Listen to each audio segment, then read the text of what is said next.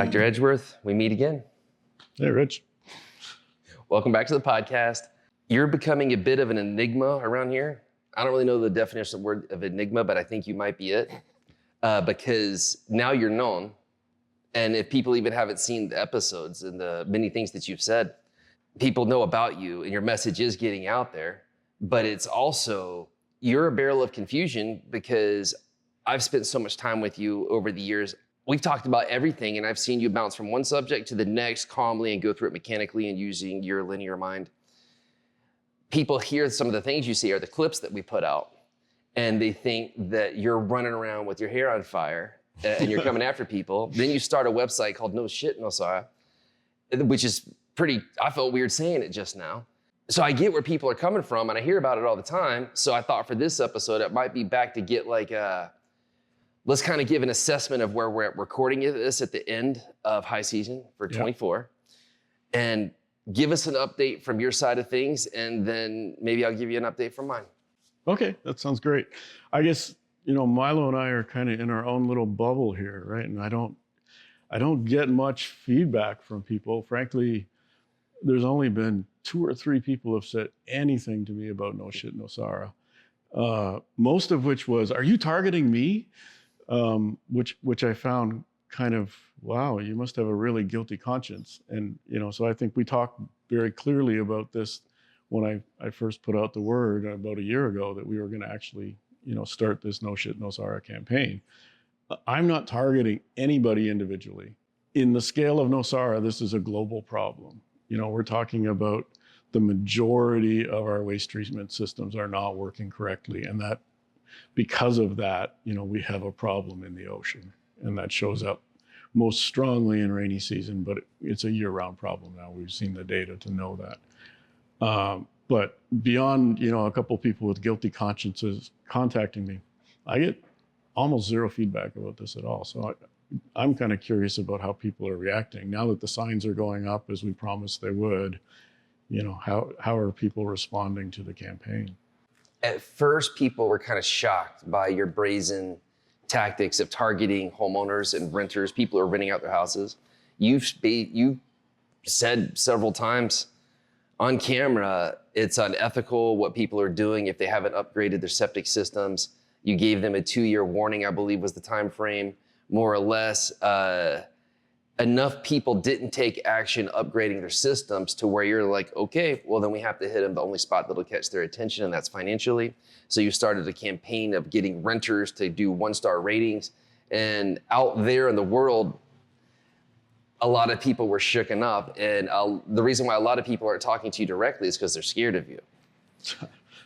The people who have spoken to me directly probably can tell you I'm just not that scary. And I'm not, like I said, I'm not trying to single people out. I don't think any of this is prohibitive economically. I do think it's a moral imperative. You don't have the right to pollute the ocean that everybody shares. You just don't.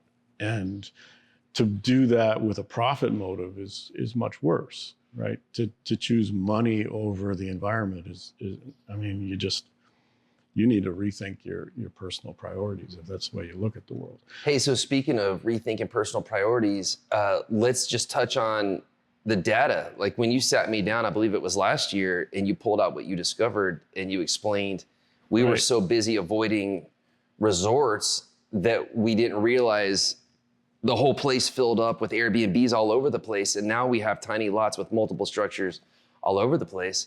All of us who are in Nosara, once you're here, you get worried about new people coming in. You get worried about all the development. Post-COVID, things blew up the holy heck and things got crazy. And then you were the first person to point out to me that it wasn't the evil resort coming in. It turns out the bigger projects that did come in did pretty well. Gilded, Bodie, Become, all those have... Olas Verdes. Olas Verdes, they actually all did things very well, whereas the lots all over the place, now we have them Pilatus filled up all the way to the back, like look at Nosara Springs and how many lots have multiple units there, whereas when back in the day, Nosara Springs seemed like it was way over there, but post-COVID, things blew up, the town got filled in.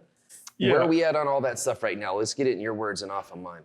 So there's a graphic that we can put up here, but it shows the current number of Airbnb and VRBO units that are for rent is 1,100.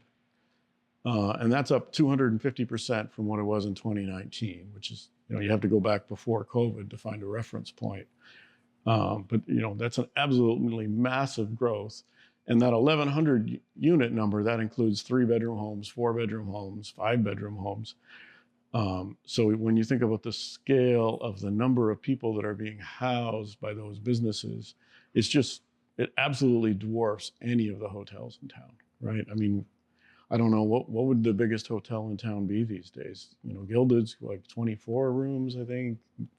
I would guess Bodie. Yeah, maybe Bodie. Bodie got a lot of heat when they were doing their thing. And to speak up for Gary a bit, he does care about the place and the environment. He also doesn't care what people say about him. He's a strong man. He does his thing. Yeah, and he's built a successful business that way, which is, again, there's these trade-offs that we'll talk about. You have to have a successful business to have any sort of a sustainable anything. So before you can talk about, hey, we need to protect the monkeys. Well, you can't protect the monkeys if there's no money flowing to make that happen. That's just the reality of it. Now, does that mean that you cut down all the trees to build something that's going to make money? No, it doesn't mean that at all. But you have to run a profitable business, or there's no way that you can do anything to protect these things. But where are we today, right? We're up 250% in terms of this tourist business. What was kind of a sleepy town that people would come, mainly for months at a time, and then a few people would be coming to Harmony or Gilded Iguana and staying for a week or two. So maybe the split was 20% short-term tourists, and then 50% people who were coming here 3 to 6 months, and then maybe another 10 to 20, 30% of people who were living here year-round as retirees. Now that's turned on its head. I think in terms of the people that are in this town, we're talking about 80% of them are short-term tourists, and that might be a little longer term than the traditional week-long American holiday because of the way remote working has changed, but there are people coming for a month, not people who are living here full-time. There's a lot of good things that have come from that, right? Economically, if you look at the town, the Ticos are doing very well relative to where they were years ago. I would dare to say that any Tico who lives here and wants a job has a job, and they probably have a pretty good job. Maybe they don't make as much as they'd like. I never made as much as I liked, no matter what job I was working, but they are able to have these opportunities. And that wasn't the case 5 years ago. People were struggling, and it was, people were looking for work, and I see a lot less of that. So you're saying it's not all horrible from everyone's perspective with the growth, because if you ask anyone who's been here for a long time or a little time, everyone's kind of unified and it's crowded. Oh man, Nosara's changed. There's a lot of that in the air. So can you walk us through your thoughts on that? I mean, yeah, I miss being able to walk on the beach, and I was the only one on the beach. Even more than that, I miss walking on the beach and knowing every other person who was on the beach, by name. But that Nosara is gone, and it's not coming back. So, I mean, we can grieve it, we can mourn it, but nothing is going to change that. There's, you're going to have October, lots of people in the surf now. That's just the way it is. And, I remember 2021, post-COVID, taking pictures of the main Guiones parking lot in September and going, oh my God, it's backed up all the way to, this was unheard of. Normally in a September, the beach would be empty. It's never going to happen again. That Guiones is gone. That Nosara is gone. When did you realize it was gone and accept it? I mean, honestly, before I bought this house, I knew it was gone, because I originally had thought that I wanted to live in North Guiones in G section. And over the 4 or 5 years that I had been visiting and renting, I just saw the way G section was changing and just going, no, this is not a place where I want to own a property. This is not a place where I would choose to live. And that trend has continued, and even more so. I have no doubts about that decision to not live in that area. So I think it was very obvious that everything was changing and that it was irreversible.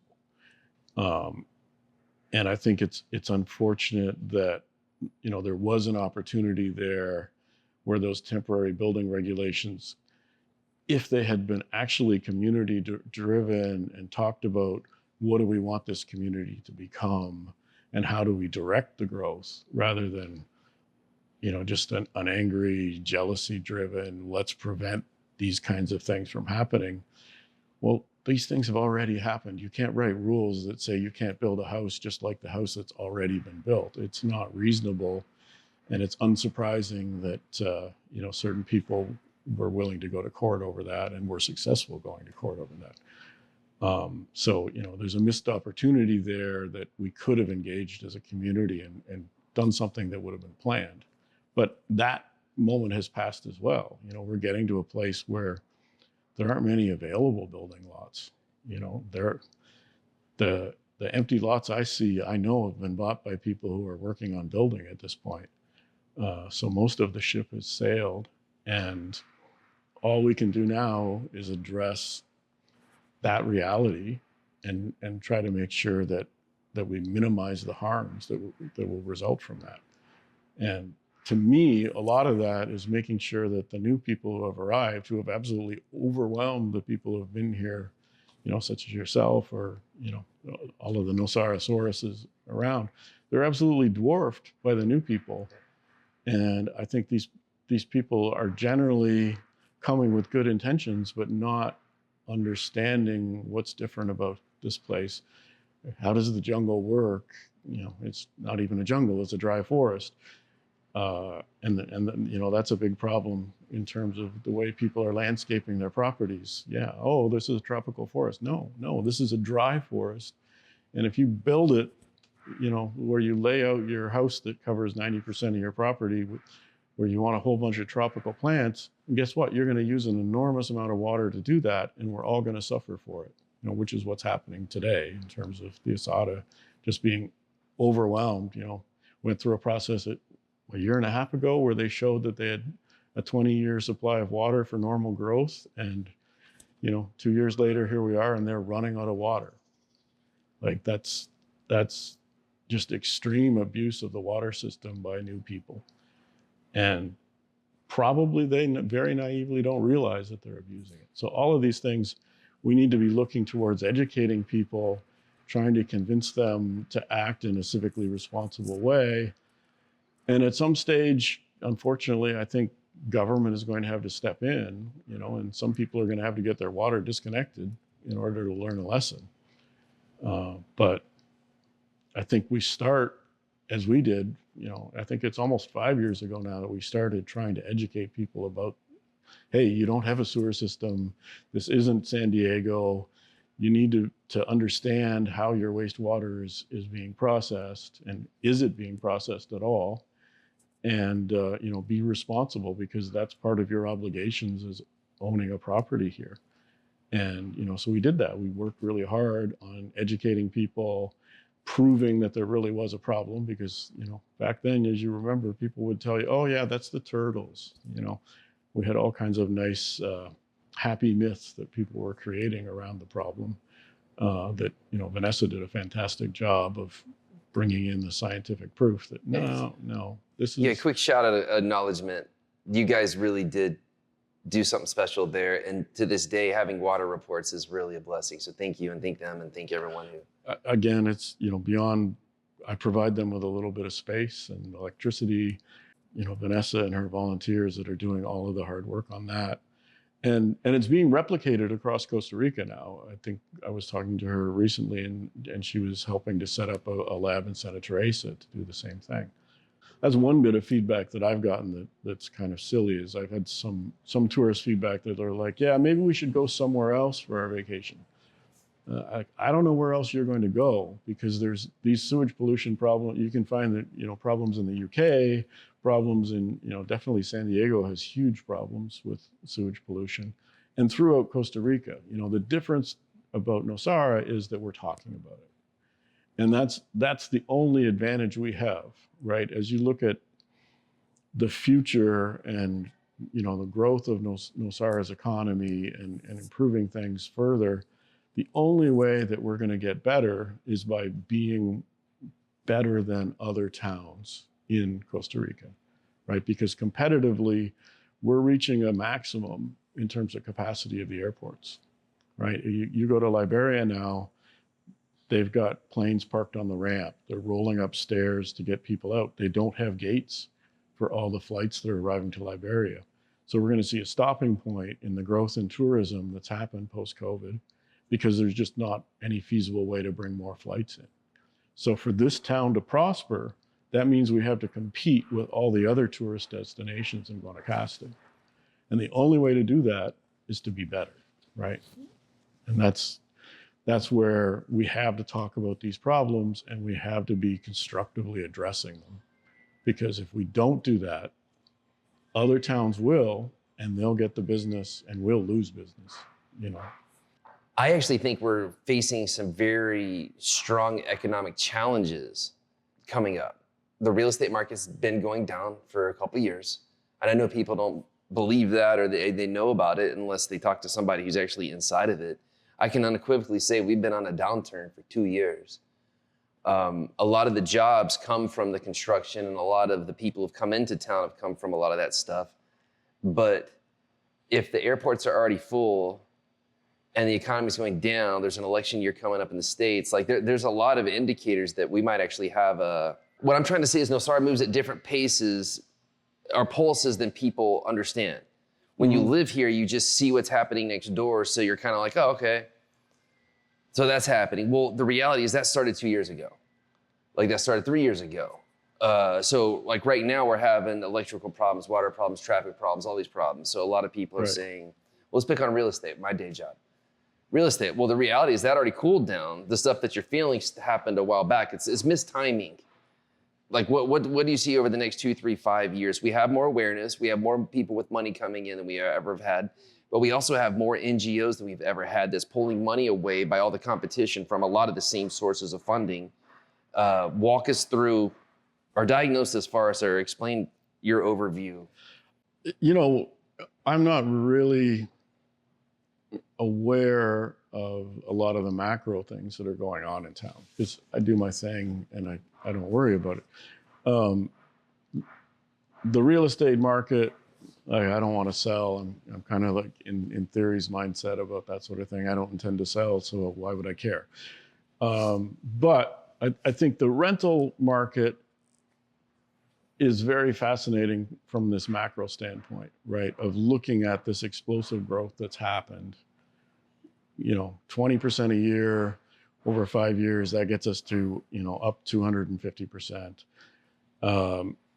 Next year, there'll be another 20% growth in that. We'll go from that 1,100 rental units to 1,400 rental units available next January.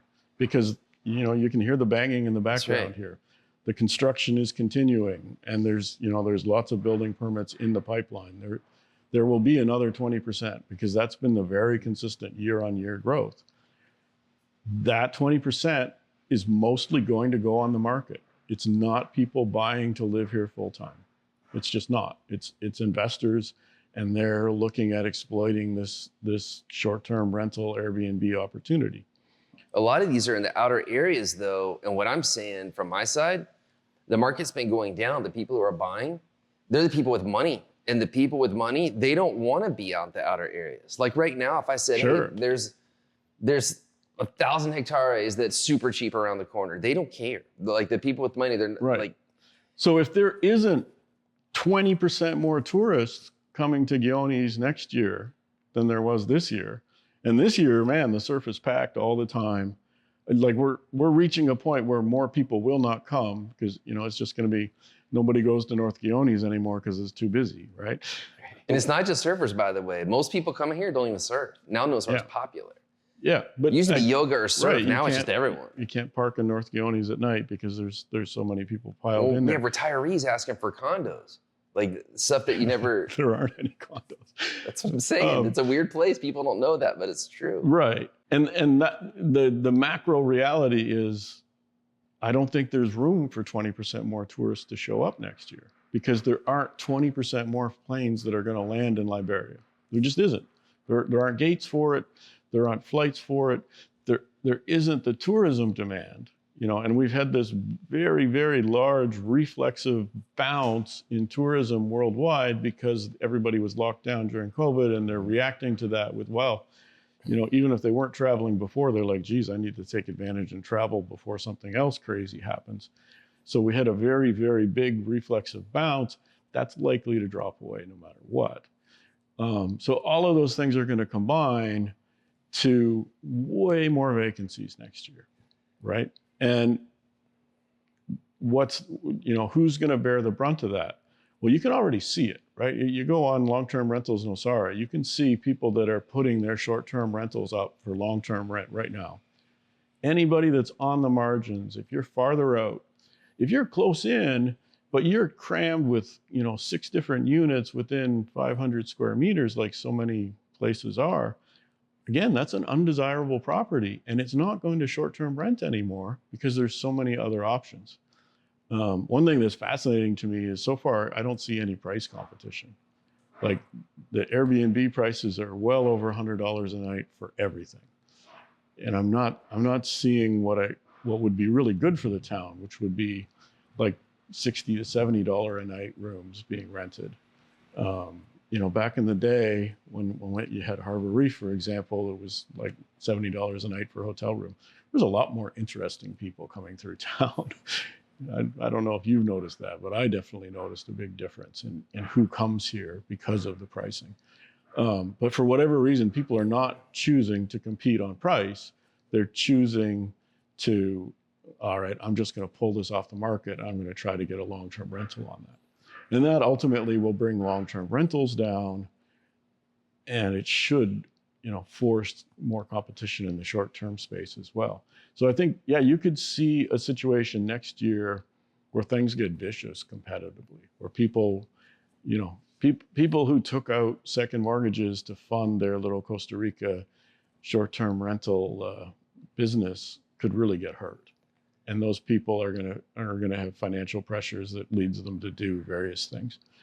But from my perspective, what I'm looking at today is tourism is up 250%. That's what the numbers say in terms of rented units on Airbnb. That means for anybody running a tourism business right now, things are as good as they have ever been.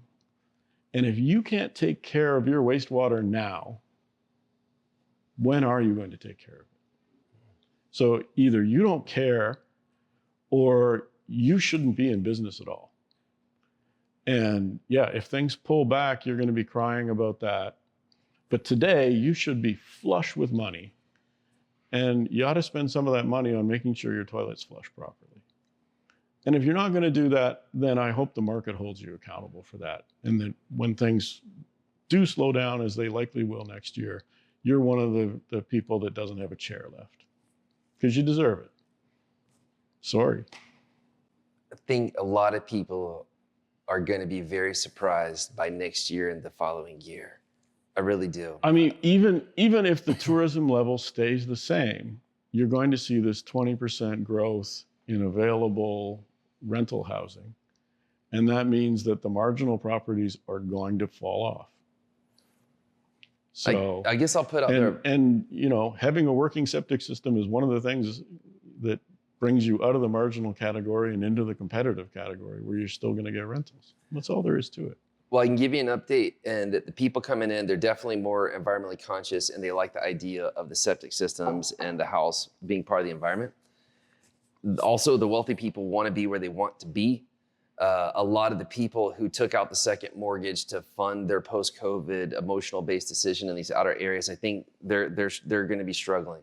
Prices are coming down already in the outer areas. Demand's way down. So the access to capital, interest rates are higher, inflation, election year in the U.S. There's a lot of stuff going on right now. Financial planners are very much telling people, don't spend your money in a foreign country, just rent if you're going to go. hold on to your capital. There's a lot of stuff circulating. It's a strange time right now. A lot of wars, rumors of wars. Just it's a strange time. So what I think is going to happen is it'll be the first time that this ever happened since I've gotten here, and I've been here full time all the time. I guess now, 15 years and involved in it like 20. We've never had several long-term rentals. It's always been a huge issue in the town. It's been something I've always complained about every year. There's nowhere to live. That's why I bought a property, because I couldn't long-term rent anything at anything at all, really, at any price. Could not be rented long-term. Exactly. So I think for the first time, and it might start as early as like this upcoming year, you're seeing the start of it right now. You're going to see more long-term rentals hit the market than we've ever seen. That's coming because the outer areas, they don't have the demand. The people that are coming in, they're not diehard surfers. They're generally not poor people like me at the time coming in. I just wanted to surf. And when I moved here, I never thought Nosara would catch like this ever. I never once thought it. I thought it was too far away, too expensive, the wave's too soft. I never thought Nosara would catch. But the reality is most of the visitors here now, they don't surf, they're not diehard yoga. They like the idea of it, they think it's cool, and they want to be around all the beautiful people and all the stuff that's happening from it, but they're not. And also, they don't want to be in the outer areas. So a lot of the growth that you're seeing in your numbers, I know a lot of that's from spread. Like it's on the outer edges. I'm just saying there's a lot of pain coming to the outer edges. Well, and there's a lot of density increase. But again, those places become undesirable, right? You cited Nosara Springs in various areas of Plata where somebody built a house, they built a tiny swimming pool, and then they built guest cabin or 2 guest cabins. And there's no privacy at all. Those things are very undesirable. And you're going to see those people will be the first to see real challenges in the ability to get any price. Those are also the ones that borrowed to get here. They didn't have the money to do the septic system. So if they're waiting for a better day to get the septic system money, that better day I don't think is coming. I actually think it's going to get worse. And I mean, that's what I said last time, and maybe it came across as being heartless, but it's not. If you can't afford it, you can't afford to own here. And you're way better off to cash out, sell it to somebody who can afford to do that while you have a profit. Because yes, I believe you that the market is ebbing, but the number of people who are not sitting on very large capital gains on their properties in this town is very few. And so, if you bought a lot in Pilata for $40,000 and spent $150,000 putting a couple houses and casitas on that property, you can still sell it for $600,000-$700,000, which gives you what, $500,000 of profit? Pocket that money and give it to somebody who can spend the $30,000 that's needed to make a proper septic system. I appreciate you saying that message too, and saying it this way will probably help. I mean, I'm sure you, as a real estate agent, you appreciate anything that's going to generate transactions, but it's the truth. Wait, hold on. As a businessman, you just have to look at it that way. If you can't make a go of it right now, when the economy is as good as it will ever get, it's time to cash in. Take the fact that you have a huge capital gain on the property and walk away from the fact that you can't operate this as an ongoing cash flowing business. I get your point, and I appreciate you explaining it again. I think my concern is for the person who bought in the COVID speculative fervor emotional setup in an area that they already paid way too much for, and now they're hoping for the market to go up to get it. Those people are about to get, they're already starting to feel it. That's what I did, 2002, sure. 2004. And there's a certain development here that's, in a terrible area with, way too many units that, when they proposed that 2 years ago and everybody was very upset about the idea of having a big condo built in that area, I said then, it's fine because the overpriced real estate that's bought by these very, very naive speculators who don't really understand the area and don't understand what makes it desirable, those units will eventually become low-cost housing for workers, which we desperately need. So yes, I think there's people in places. There's an amusing listing recently on rentals related to that they're going to go through a process of riding the waterfall down and finding out that, you know, the market rent for those properties is really what TECO workers can afford to pay them, because they're just not desirable in any way. And that's going to be a very painful process for people who bought it thinking that it was going to cash flow like it was a beachfront rental. That's unfortunate. But again, you know, when you make a bad business decision, the answer is not to cry about it and not to blame people who are you know, trying to keep the community clean and viable. The answer is to make a decision to cut your losses. All right, so people who are paying for the good services around town, again, there's a lot of competition just amongst the NGOs. This is something I talk about with Emmanuel a lot.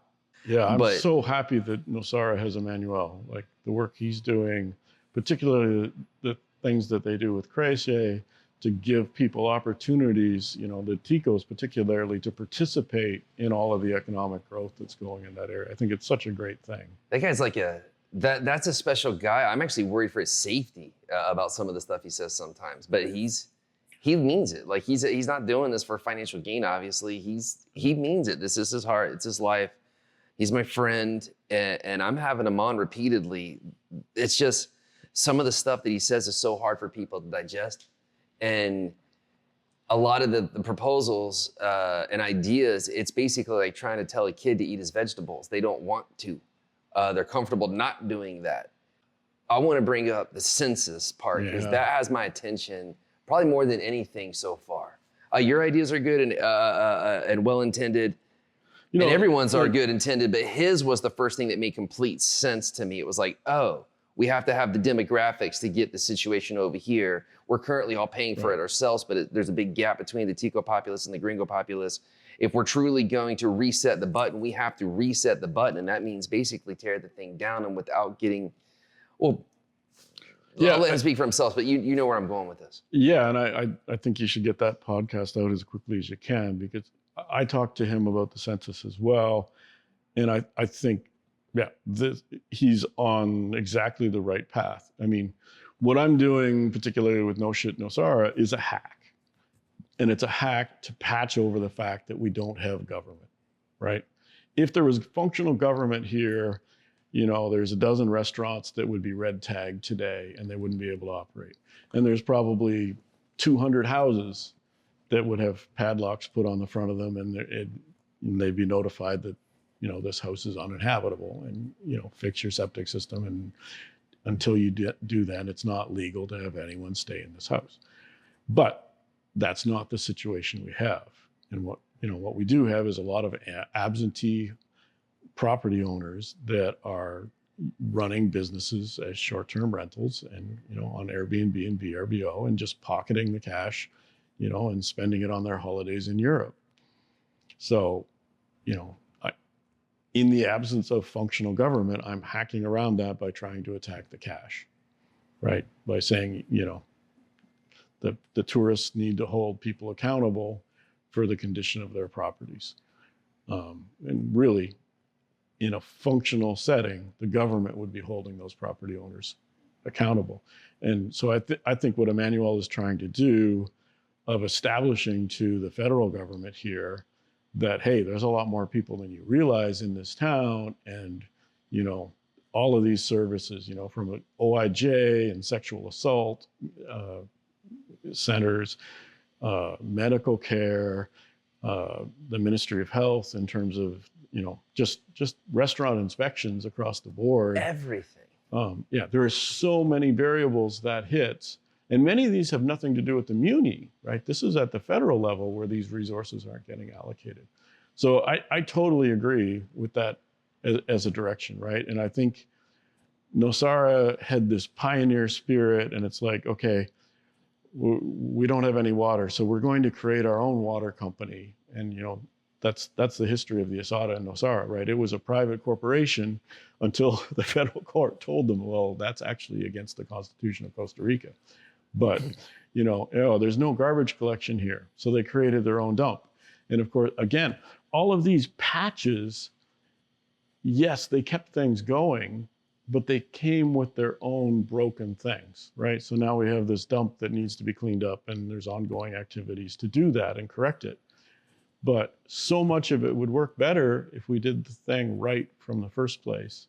And there's just a lot of places where when you talk about funding for these NGOs, my answer is no, because you're patching over a problem that we should let the Costa Rican government take care of. And in many cases, I feel like fixing the problem actually pushes away the timeline of when the government might actually intervene and do the right things. So by funding it ourselves and doing it as we've been doing, are we just delaying the inevitable, or are we preventing Nosara's true progress? In some cases, I believe that it is, right? In some cases, things only get fixed when they break. And if you're like desperately holding together, you know, with these kind of NGO and private goodwill activities, we're actually pushing off the date when people confront the real problem and get it addressed in a systematic way that's fair. You know, it's not fair that a handful of people fix the roads, you know, and you can go across all of the things that should be governmental services that are actually being done privately. Patching these can make the problem worse rather than better. The Bomberos is the one that comes to my mind a lot. Yeah, and I think that they're a great example of a success that might be too successful, right? I hope I'm not going to make Ryan mad, but he's done too good of a job in that the real Bomberos probably won't touch Nosara with a 10-foot pole now. Or if they did come in, if he was sitting here, if I can speak in his behalf, he would probably say, well, what if they did come in and do 10% as good a job? How many lives are lost in wrecks that aren't, animals that aren't relocated, et cetera, et cetera. Right. And he'd be right. He's absolutely right. And yeah, there's a lot of things. I don't think if it was the federal Bomberos that you'd get any response if you say, hey, I've got a beehive on my property, or hey, there's a weird looking snake here and I'm scared. You know, whereas, you know, you call the Bomberos now and they're right there and they take care of it for you. Yeah, I don't think the federal Bomberos would even answer your call. So that's a really complicated question. And is it that we should reduce the scope to the things that are outside the scope of what a federal Bombero organization would do? I don't know. It's a fundamental philosophical question of how much government do you want and how much government can you afford? Yeah, I'm not going to get into it. Yeah, I got you. This is a convoluted process. I say that to Manuel every time we talk. My head starts to hurt, and I can't. But he's on the right track of at least getting the federal government to acknowledge what's actually going on here versus, this myth that there's 5,000 people in Nosara, which is, so hilariously off from the reality. I concur completely. I just know what he's saying. There's a pain of discipline. There's a pain of humility. There's a pain of acceptance. There's a lot of challenges. And in this town, what I've learned is generally once people get here, they want the door to close behind them. And it's like, okay, now we're here. Let's protect it. It's like, when I was younger and angrier, I used to say that about the baby boomers, right? It's like they climbed up the ladder and then they kicked the ladder down, right? And I'm not that angry anymore, so I wouldn't make that argument. Or maybe it's Gen X that's doing it now instead of the boomers. But absolutely, I think that there's that dynamic of people who are like, I just wish that nobody would ever come here again because the place is perfect. I love it the way it is. And that's been going on probably since 2000, right? That, everybody wishes they were the last person to discover Nosara. But it's just not a reasonable position to take, particularly when you talk about economic justice, right? When you look at what's in the best interest of the locals, all of this growth has benefited them. Now, there's a good argument to be made about whether it's benefited them enough. But there are people here who have prospered enormously. I think I keep telling you ought to get Freddie from Terra Tour and now Terra Tractors Got to get him to come on and talk about his life experience. And there are many other people like that follow the path as Ticos of creating businesses to take advantage of the growth that's happening here that prosper. And certainly having the ability to get a job is a world of difference from there being no jobs at all. But particularly if you create your own business that can provide services or goods to the wealthy people that are coming into this town, then there's an opportunity for these locals to benefit that wouldn't be there otherwise. And so as someone who's immigrated to this location, it's not reasonable to demand that growth stop or that growth only comes on your terms, because it's not your place, right? And yes, it'd be nice if the growth was managed, and that growth should be controlled by a local Tico government that's looking after the interests of the Ticos, and the decisions they make are not going to be the decisions we would make. Or even Talk us through that prefer. a little bit, so someone listening might understand what you mean by that. Like fast forward, there's a government here right now instead of Nicoya, which is way far away. Like you just said, in an ideal world, right? You stated the ideal world. Today, we're currently in the opposite of that. The government's way over there. They don't get along with the local populace or support the local populace enough. Everyone who's truly local, I'm not saying me or you are expats, I'm saying true people from here have had their beef with Nicoya forever. And it makes sense, as Emmanuel described. He's like, Rich, to get there, it's crazy. And nowhere else in Costa Rica is the government that looks over an area that segmented. Nosara is an anomaly. So we've just been patching this hole. And then the expats, well-intended, come in and try to do a good job. But the reality is we still have the Tico populace way over here, the expat populace way over here, and the expat populace is paying to handle its own stuff, and we NGO, more. Well, the Tico populace is getting some jobs from there, but... Right. And that's another example of where patching over these problems, we actually create harms. Because if we go in as gringos or foreigners, whatever you want to call the people who live mostly in the beach areas, if we go ahead and patch over our problem, we don't pay attention to Nosara Town's problem. And these are people that don't have any resources at all. So all we've done is remove the problem from our space and put it out of our sight, and ultimately made the problem worse for the folks that are actually locals. And well, Manuel's saying the pill of dealing with all this is worth it, because at least that gets solved, and that catches my attention. That makes sense. I don't know that this is continuing, but I would hear stories that the school teachers just wouldn't show up. People talk about how Costa Rica has this excellent educational system, but that's not the experience of people who live in Nosara. And many of again, I don't know if this is historical or really present day facts, but most boys would drop out of school at the primary level because there was too much travel required to get to high school to begin with.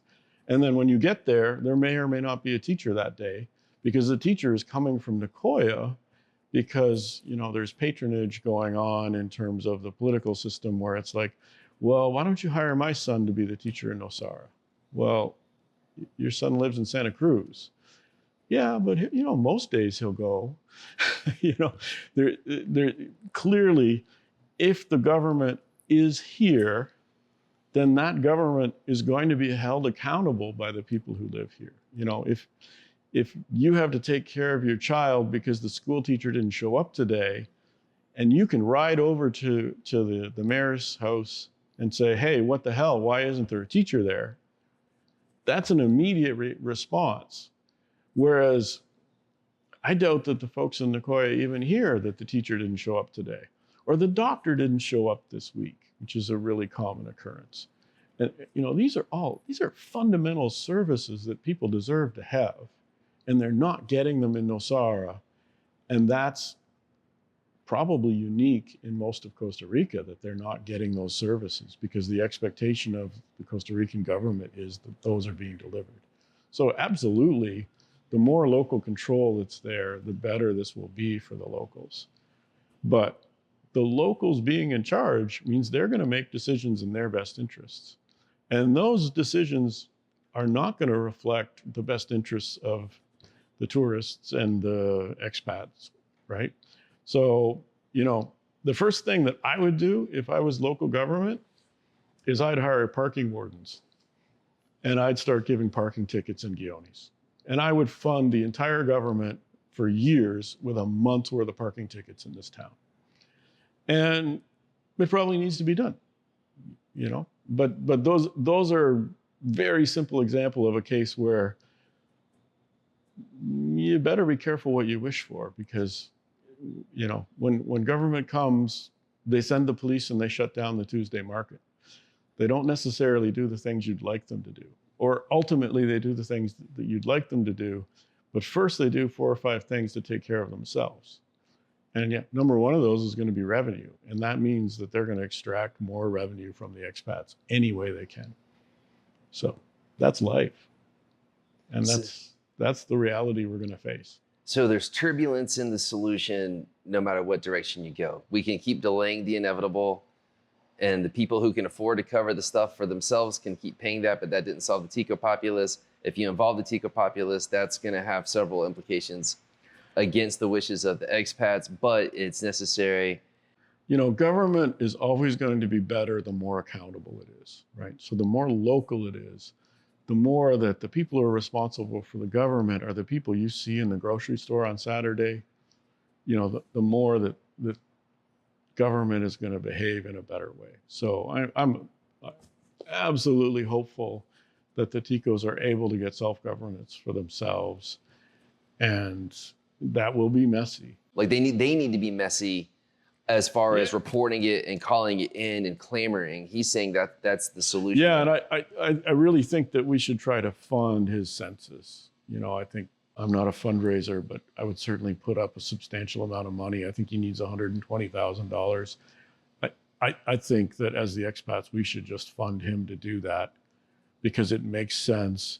It's a way to get the federal resources that this town deserves. And yeah, a lot of those resources we're not going to appreciate. It means there'll be a local traffic office, and you won't be able to let your 12-year-old run around on a quad. So be it. It means that OIJ will be here, and they'll crack down on some of the really negative behaviors that are going on at parties.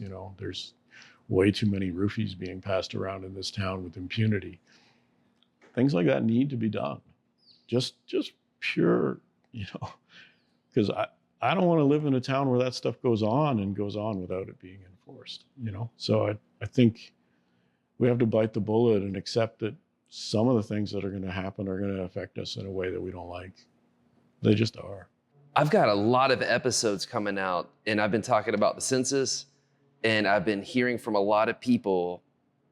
Let's start with the higher end people. The higher end folks who are really well visible, almost all of them are saying, you know what? Never thought about the census thing before, didn't know about that, or whether it's something like that, or the roads, or a wastewater treatment system, or something. Almost all of the well-heeled higher-end folks, they just don't want to be alone. Like, you're offering to contribute, but you don't want to pay for the census yourself. It would be nice if some other heavy hitters stepped up and they were willing to do some. I got a hefty bank balance, but not so hefty that I'm going to spend $120,000 on something that doesn't have an impact to me. Right, but if you're going to send in a large chunk, you're going to feel better if other people are doing it too, and it's not you kind of standing on your island. That happens repeatedly around here. Just, for years I've been seeing that over and over. Even some people who passed and moved on, they would have done more if they didn't feel like they were just in their own camp about it. Right.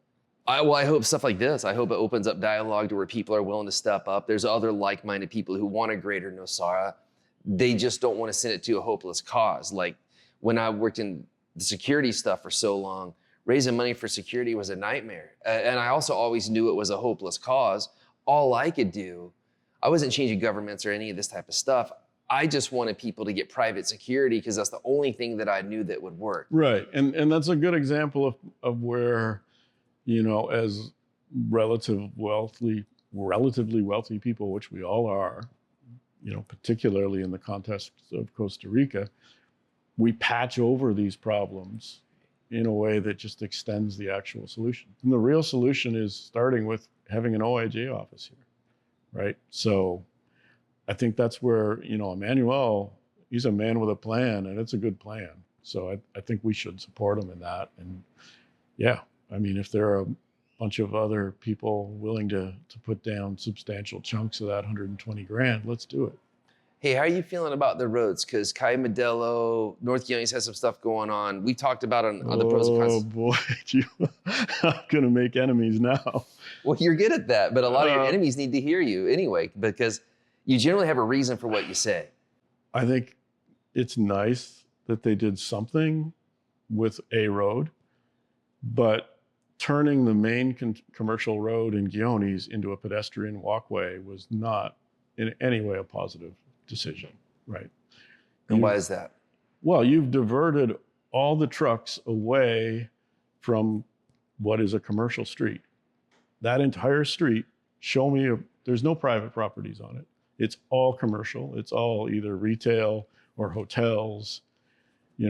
It's, whether you talk about at the top of the street where it's all theories, rental properties, commercial rental properties, hotel, with the back end of the street, which is all John's properties. That's a commercial road, and it should have been where the commercial traffic goes. But you built these giant speed bumps. You made a choke point at the entry, with the guy that stands at Organical and blocks traffic all the time. And then you allow parking right up to the corners, which, any traffic engineering school will tell you there should be no parking for the first 50 meters. You've intentionally structured that road to minimize traffic when it's the commercial road. It should be maximizing traffic. And, this directly affects me because I can sit here on a road that almost was impassable for the last 10 years, now has probably more than half. All the truck traffic that is not going to North Guiones comes through this road. And that's because they've blocked up Calle Modelo. And yeah, it's very pretty. I'm sure the sketches looked really nice in the architect's office, but did you have a single traffic engineer look at it? Did you have a single urban planner look at that and think through what is Guiones? Where are the businesses? I don't think you did. And I've had people tell me, oh, I don't drive down Calle Modelo, I go this way now because it's too, and it's a longer route to drive past my house, but people are driving that way because Calle Modelo is so slow. On a Tuesday, I don't know if you've been through there, that organic market's not like it used to be. Yeah, I mean, it's completely blocked. But the way they built speed bumps, that they weren't allowed to build speed bumps, so they made pedestrian walkways. They created bumps that trucks can't traverse at all. So anybody driving a large truck intentionally drives away from that if they have any experience with the area. And it's like, why did you do that? Why would you take all of the commercial traffic off of the commercial street? Like, to me, that's abusive. You're directing commercial traffic off of your commercial road onto my residential road. I think it's kind of bullshit. So the next Calle Modelo number 2, probably not gonna be a fan? I'm hard pressed to see, the numbers that people wave around about how much was spent on that. I don't know that will get done again. What will happen is what's already being done. If you look at like the Bodie Tree Road, where there's 20 speed bumps that have been put into the dirt track in order to, that's their response to traffic being diverted from Calle Modelo. And, probably we'll have to do the same thing on this street. That's just the way it is. You've created this, by making very selfish decisions, you've created this situation where other people need to make the same selfish decisions, and it becomes a vicious cycle.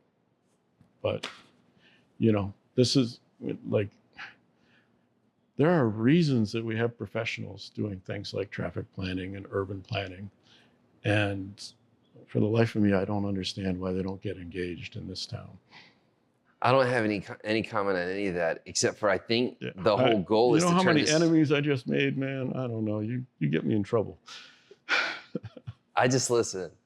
But I appreciate you being willing to say it. And also, a lot of the stuff that you said has made a difference because from the beginning podcast, people who really disliked you, several have come around and been like, wait, I heard them out. What happened was they just see the title or they hear a clip and people don't know where you're coming from. After they hear where you, I can name 5 or 6 people right off the top of my head. Like, I mean, that's nice to hear. Yeah. I guess my goal is not to make friends in this life. No, you're not. You're not a big friend maker. But once people get to know you, they can at least appreciate where you're coming from. And I respect your honesty. You live a very different life from me. I spend a lot of my life here in fear.